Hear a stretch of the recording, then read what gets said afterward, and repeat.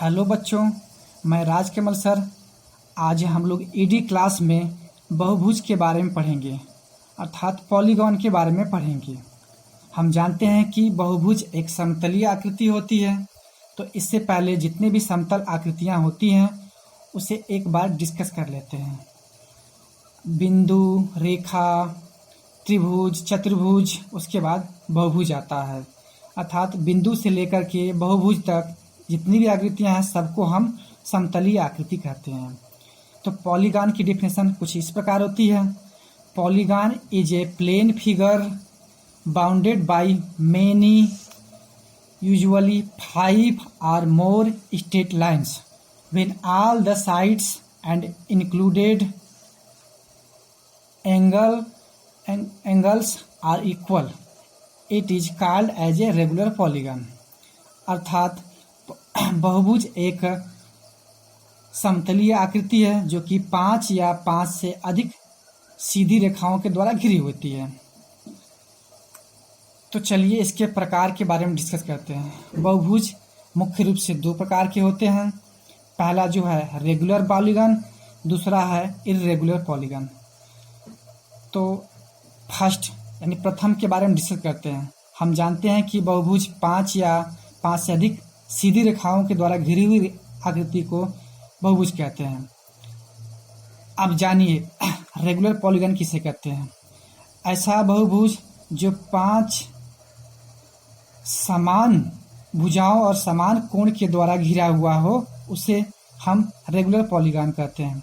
अर्थात इस फिगर को देखिए, इसमें 5 सीधी रेखाएं और समान कोण व समान भुजाओं के द्वारा घिरा हुआ है, इसलिए इसे हम रेगुलर पॉलीगॉन कहेंगे। सेकेंड, इर्रेगुलर पॉलीगॉन यानी असमान बहुभुज। हम देख रहे हैं कि इसमें सभी भुजाओं की लंबाई एक बराबर नहीं है और ना ही सभी कोण एक बराबर है।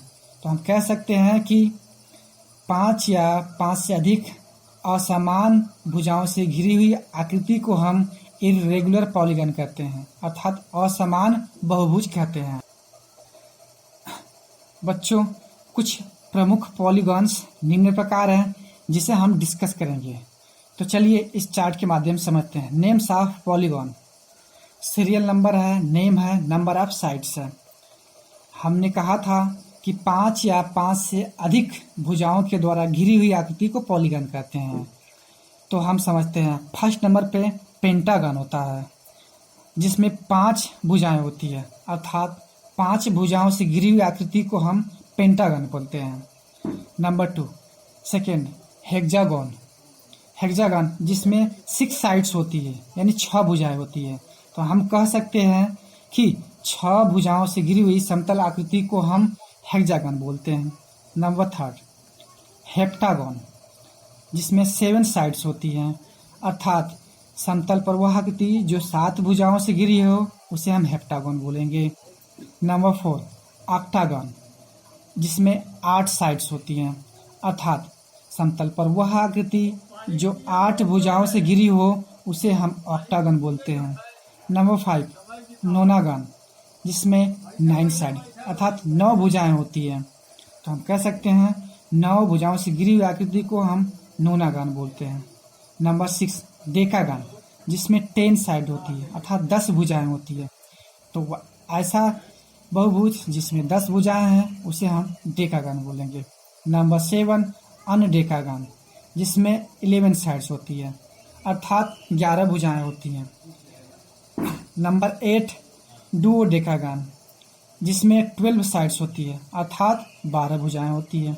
तो हम कह सकते हैं कि समतल पर वह आकृति जो 12 भुजाओं से घिरी हो उसे हम डुओडेकागन बोलते हैं। बच्चों, इसके बाद हम लोग बहुभुज बनाने की जितनी भी विधियां हैं क्रमशः सभी विधियों से पर डिस्कस करेंगे और एक के बाद एक सभी विधियों से हम पॉलीगॉन बनाना सीखेंगे।